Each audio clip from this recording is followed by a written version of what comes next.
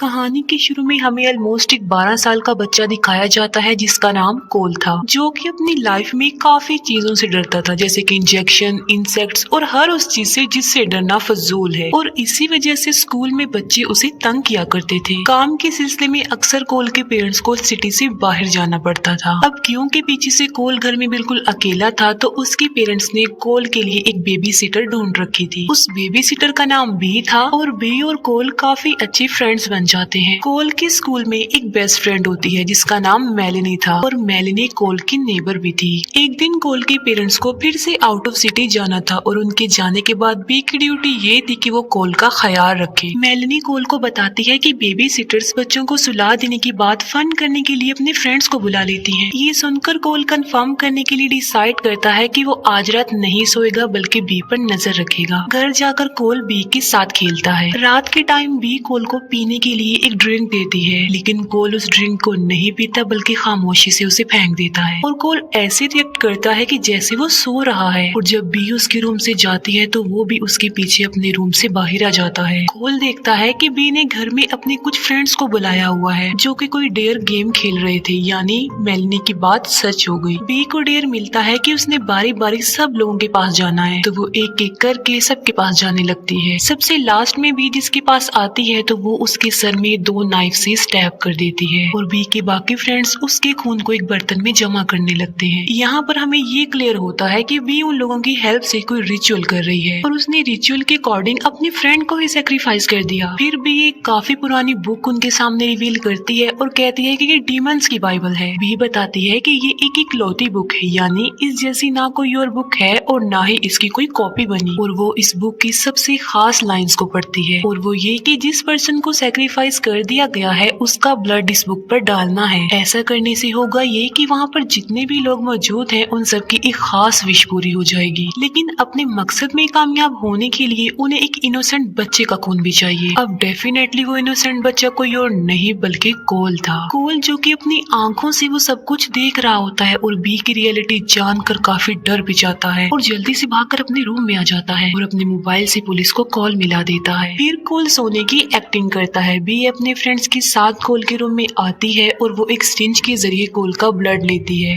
कोल डरा होता है लेकिन फिर भी किसी तरह बड़ी मुश्किल से वो अपने डर पर कंट्रोल रखता है। बी ने असल में कोल की ड्रिंक में एक ड्रग मिला दिया था जिसकी वजह से वो समझ रही थी कि कोल 8 घंटे के लिए सो गया है। उन लोगों के वहाँ से चले जाने के बाद कोल ये डिसाइड करता है कि वो वहाँ से भाग जाएगा और भागने के लिए वो कुछ कपड़ों को एक दूसरे से बांध कर विंडो से बाहर गिराता है ताकि वो इसके सहारे लटक कर भाग जाए। लेकिन कोल के भागने से पहले बी वहाँ पर आ जाती है। अब क्योंकि उन लोगों ने कोल का काफी खून निकाल लिया था जिसकी वजह से कोल बेहोश हो जाता है। कोल की जब आँख खुलती है तो वो खुद को एक चेयर के साथ बंधा हुआ पाता है और उसके सामने बी और उसके सब फ्रेंड्स यानी कल्ट के मेंबर्स भी खड़े हुए थे और कोल अनजान बनने की कोशिश कर रहा था कि जैसे वो कुछ भी नहीं जानता हो। और तभी वहाँ पर पुलिस आ जाती है और बी का एक फ्रेंड एक पुलिस ऑफिसर को मार डालता है और एक पुलिस ऑफिसर को बी मार देती है। उस लड़ाई में एक गोली बी की एक फीमेल फ्रेंड को लग जाती है। अब सारे पुलिस वाले मारे जा चुके थे लेकिन पुलिस की वॉकी टॉकी पर मैसेजेस आ रहे थे हालात को जानने के लिए कि क्या वहाँ सब कुछ ठीक है या नहीं। लेकिन उन मैसेजेस का रिप्लाई सिर्फ कुछ कोड्स के जरिए ही किया जा सकता था, लेकिन उन कोड्स को सिर्फ और सिर्फ कोल ही जानता था। बी कोल को वार्न करते हुए उससे वो कोड ले लेती है और बी का मेल फ्रेंड एक मैसेज सेंड करता है कि यहाँ सब कुछ नॉर्मल है। इसी दौरान कोल अपनी रस्सी काट कर अपने रूम की तरफ भागने लगता है और बी का फ्रेंड कोल के पीछे भागता है। बी के फ्रेंड का पाँव स्टेयर्स पर स्लिप हो जाता है और वो नीचे जाकर गिरता है। एक नोक वाली ट्रॉफी उसकी गर्दन के आर पार हो जाती है और वो मर जाता है। कोल अपने रूम की विंडो से बाहर कूद जाता है और वो एक जगह पर जाकर छुप जाता है जहाँ इंसेक्ट्स भी थे, लेकिन कोल यहाँ पर भी अपने डर पर कंट्रोल कर लेता है।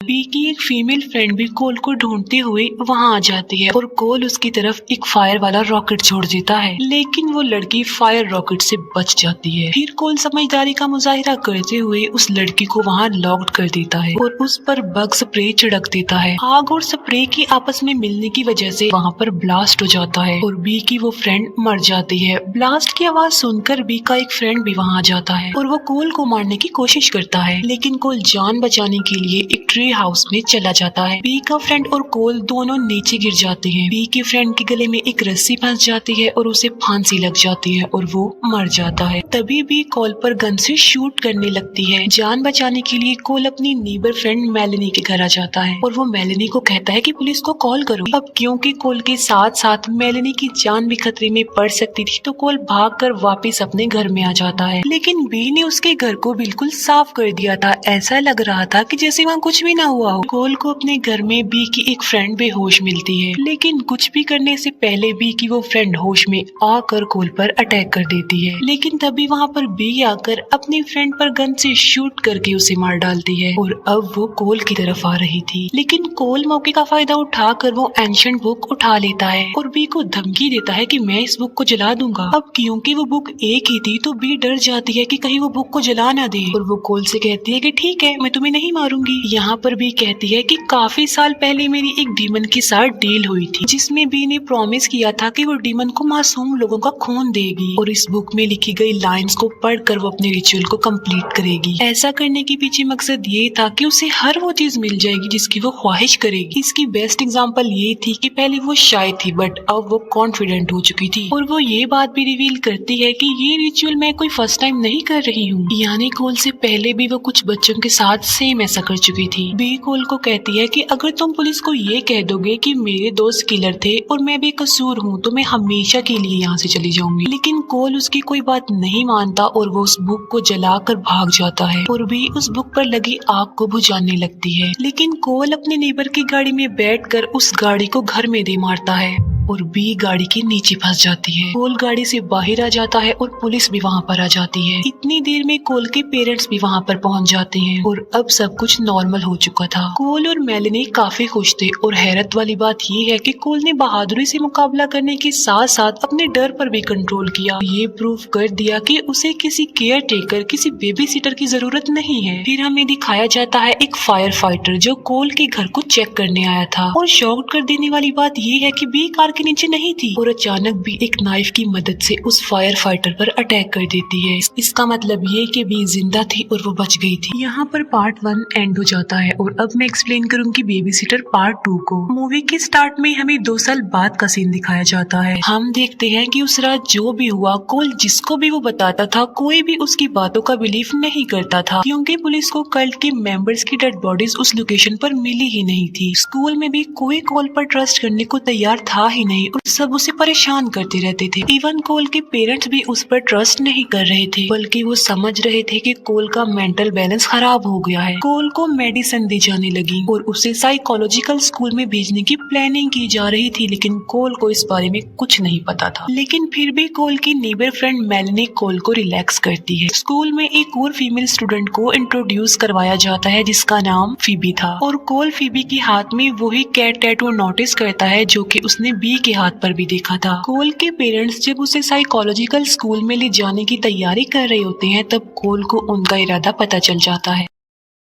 मेलेनी को जब कोल ये बताता है तो वो उसे 1 वीक के लिए अपने साथ ले जाती है एक ट्रिप पर जो कि लेक पर था। उन लोगों के साथ मेलेनी के कुछ फ्रेंड्स भी जा रहे होते हैं। फीबी को अपने लॉकर में उसका बचपन का डॉल, एक स्ट्रेंजर नोट और एक चाबी के साथ मिलता है। फीबी सोचती है कि शायद उसकी केयर टेकर इसे यहाँ पर रख कर गई है। कोल को ढूंढते हुए उसके पेरेंट्स मेलेनी के फादर के पास आते हैं और वो लोग पुलिस को कॉल करते हैं। कोल के पेरेंट्स वहीं रुक कर वेट करते हैं कि मेलेनी शायद कॉल बैक करेगी। दूसरी तरफ कोल और मेलेनी बाकी लोगों के साथ गेम खेल रहे होते हैं। कोल और मेलेनी को साथ देखकर मेलेनी का फ्रेंड गुस्सा होकर कोल को तंग करता है। मेलेनी का एक और फ्रेंड भी कोल से अजीबोगरीब कल्ट से रिलेटेड क्वेश्चन करता है। इन क्वेश्चंस की वजह से डेफिनेटली कोल को काफी बुरा फील होता है। मेलेनी अपने फ्रेंड्स को मना करती है कि वो कोल को परेशान ना करे और बातों बातों में मेलेनी के मुंह से उस डीमन वाली बुक का नाम निकल जाता है। कोल शॉक्ड होता है ये सोचकर कि मैंने तो उसे बुक के बारे में कुछ बताया ही नहीं। तो सवाल ये उठता है कि मेलेनी उस बुक के बारे में कैसे जानती है और तब मेलेनी को ये बात रिवील करनी पड़ती है कि वो भी अब कल्ट की मेंबर है। वो कहती है कि बुक को मैंने भी साइन कर लिया है और डीमन से प्रॉमिस भी कर लिया है खून देने का। ये कहकर मेलेनी अपनी एक फीमेल फ्रेंड का गला काट कर उसे सैक्रिफाइस कर देती है और हम ये जान पाते हैं कि मेलेनी के दोनों मेल फ्रेंड्स भी उसके साथ मिले हुए थे यानी वो भी कल्ट के मेंबर्स थे और यहाँ पर आना, कोल को अपने साथ लाना सब सब कुछ उनके प्लान में शामिल था। और इतनी देर में वहाँ बाकी कल्ट के मेंबर्स यानी बी के फ्रेंड्स भी आ जाते हैं, लेकिन बी नहीं आती। अब यहाँ पर सवाल ये उठता है कि वो सब लोग तो मर चुके थे, तो वो दोबारा जिंदा कैसे हो गए। असल में मरने के बाद उन्होंने डेमन से डील कर ली और वो डेविल बनकर लौटे, लेकिन उन्हें सनराइज होने से पहले अपना रिचुअल कंप्लीट करना होगा, वरना वो 2 साल के लिए हेल यानी जहन्नुम में फंस सकते हैं। वो सब कोल का ब्लड लेना चाहते थे, बट तभी वहाँ पर फीबी आ जाती है क्योंकि उसकी वाटर क्राफ्ट में गैस खत्म हो गई थी और वो मदद के लिए वहाँ पर आई थी। फीबी जमीन पर जब उस लड़की को देखती है तो वो समझती है कि ये कोई गेम खेल रहे हैं, तो वो वहाँ से चली जाती है। इसी दौरान कोल को भागने का मौका मिल जाता है और वो भागकर वाटर क्राफ्ट तक आ जाता है और फीबी और कोल वहाँ से किसी तरह भाग जाते हैं। फीबी को कुछ भी समझ में नहीं आ रहा था कि ये चल क्या रहा है और वो कोल के साथ एक माउंटेन तक पहुँच जाती है। यहाँ पर कोल फीबी को मेलेनी के कल्ट के बारे में बता देता है। वहाँ पर ब्लास्ट होता है और स्मोक की वजह से मेलेनी को पता चल जाता है कि कोल आखिर है कहाँ पर। लास्ट में वो दोनों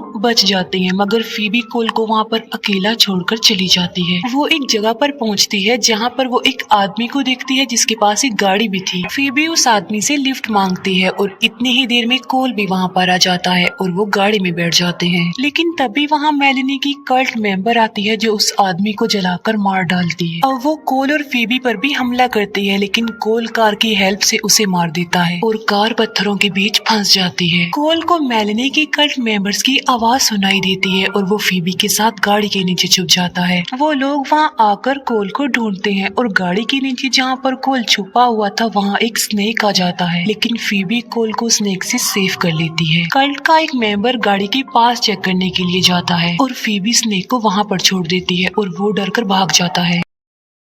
अब कोल और फीबी केबिन की तरफ जाते हैं, लेकिन ऑन द वे उन्हें कल्ट की एक और मेंबर मिल जाती है। उस कल्ट मेंबर को गोली लगती है और वो पत्थरों के बीच फंस जाती है। कोल और फीबी उसकी दोनों टांगों पर लटक जाते हैं, जिससे उसका सर वहीं पत्थरों में फंसा रहता है और बाकी बॉडी अलग होकर नीचे गिर जाती है और वो मर जाती है। तभी एक और कल्ट का मेंबर वहाँ पर आता है और वो दोनों उससे बचते बचाते बोट के पास आ जाते हैं। कल्ट का वो मेल मेंबर उनके पास आने लगता है, लेकिन फीबी किसी तरह उसे पानी में फेंक देती है और वो बोट को इस तरह से मैनेज करते हैं कि वो लड़का बोट की फैन से टकरा जाने की वजह से कट कर मर जाता है। ये सब कुछ मेलेनी और उसके बाकी फ्रेंड्स भी देख रहे होते हैं। 2 कल्ट के मेंबर रिचुअल को अधूरा छोड़कर जाने लगते हैं, मगर जलकर राख हो जाते हैं क्योंकि उनकी डीमन से डील जो हुई थी और वो इस रिचुअल को अधूरा छोड़कर किसी सूरत नहीं जा सकती थी। मेलेनी को एक आइडिया आता है और वो कोल के पेरेंट्स को कॉल करती है और बहाने से उन्हें यहाँ बुलाने के लिए झूठ बोलती है कि कोल ड्रिंक करने की वजह से बेहोश हो गया है। कोल और फीबी कैबिन में आ जाते हैं और वहाँ पर एक सीक्रेट डोर भी मिलता है जो कि लॉक्ड था और उस लॉक की चाबी का कोड फीबी को उस नोट के पीछे से मिलता है जो कि उसके लॉकर में कोई रख गया था। कोल के पेरेंट्स वहाँ आ जाते हैं और मेलेनी उनसे झूठ बोल देती है कि कोल मेंटली डिसेबल हो गया है। कोल के फादर कोल को ढूंढते ढूंढते उसी कैबिन में आ जाते हैं, लेकिन कोल और फीबी दोनों वेपन्स के साथ बाहर आते हैं और ये वेपन्स उन्हें सीक्रेट डोर के अंदर ही मिले थे। फिर कोल और कल्ट के एक मेंबर के बीच फाइट होती है। कल्ट का मेंबर कोल को मारने ही वाला होता है कि ऊपर से एक फानूस उसके ऊपर गिरता है और वो मर जाता है। कोल और फीबी वहाँ से भाग जाते हैं और उनके साथ कोल के फादर भी थे। दूसरी तरफ मेलेनी अपने फादर को मार डालती है। कोल के फादर उसे इंजेक्शन लगा कर बेहोश कर उसे घर ले जाने लगते हैं। मेलेनी को फीबी मिल जाती है और उन दोनों में एक जबरदस्त फाइट होती है। मेलेनी फीबी को हरा कर उसे एक जगह पर लाकर बांध देती है। कोल को जब होश आती है तो वो देखता है कि वो गाड़ी में है और पेट्रोल पंप के पास खड़ा हुआ है। वो गाड़ी को लेकर लेक की तरफ दोबारा चल देता है। कोल खुद को मेलेनी को सौंप देता है और मेलेनी उसका खून निकाल लेती है और तभी पानी से बी निकल कर आती है। यहाँ हमें पता चलता है कि बी बचपन में फीबी की बेबी सिटर थी। और तो और वहाँ पर कुछ पुतले होते हैं जिनमें से कल्ट के मरे हुए मेंबर्स निकल कर आते हैं। मेलेनी कल्ट के 2 मेंबर्स के ब्लड को मिलाती है और बी के अलावा सब उस खून को पी जाते हैं, लेकिन खून पीने के बाद उनकी विश तो पूरी नहीं होती बल्कि उन्हें वॉमिट होने लगती है। इसके बाद वो जलने लगते हैं और उनकी मौत हो जाती है। अब ऐसा उन लोगों के साथ इसलिए हुआ क्योंकि उन्हें किसी इनोसेंट इंसान का खून चाहिए था, लेकिन कोल इनोसेंट नहीं था। बी यहाँ पर रिवील करती है कि कोल ने जब मुझे ये कहा कि तुमने मेरे साथ ऐसा किया जबकि मैं तो तुमसे प्यार करता था, ये सुनकर बी तब के बाद बदल गई और वो एक अच्छी इंसान बन गई। इस बात के बाद वो कोल और फीबी की जान बचाने करने की प्लानिंग कर रही थी और ये सब कुछ उसकी प्लानिंग के मुताबिक ही हुआ। कोल का यहाँ आना भी उसी का प्लान था। ये सब कुछ बता देने के बाद भी खुद भी उस खून को पी लेती है क्योंकि वो भी एक डीमन थी और इसीलिए अब उसका मरना जरूरी हो गया था। खून पीते ही वो